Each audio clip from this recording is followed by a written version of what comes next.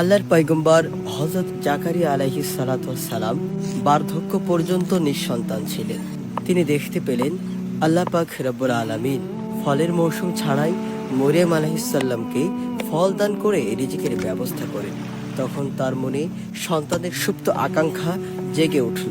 তিনি সাহস পেলেন যে যদি আল্লাহ ফলের মৌসুম ছাড়াই মরিয়মকে ফল দান করে রিজিকের ব্যবস্থা করতে পারেন, তাহলে আল্লাহ বৃদ্ধ দাম্পত্যকেও সন্তান দিতে পারেন। তাই তিনি আল্লাহর দরবারে পবিত্র কোরআনের এমন একটি দোয়া করেন যার কারণে আল্লাহ পাক রব্বুল আলামিন তাকে সন্তান দান করেন। শুধু জাকারিয়া আলাইহিস সালাম নয়, অধিকাংশ পয়গম্বরই আল্লাহর কাছে সন্তান হওয়ার জন্য দোয়া করেছে। আর সন্তান হওয়ার জন্য দোয়া করা পয়গম্বরগণের সুন্নাত। সম্মানিত দর্শক, চলুন জেনে আসা যাক পবিত্র কোরআনের কোন সে দোয়া যে দোয়ার কারণে আল্লাহ পাক রব্বুল আলামিন তাকে সন্তান দান করেছিলেন। দোয়াটি হলো রব্বি হাবলি মিন লাদুনকা যুররিয়াতান তাইয়্যিবাতান ইন্নাকা সামিউদ দুআ।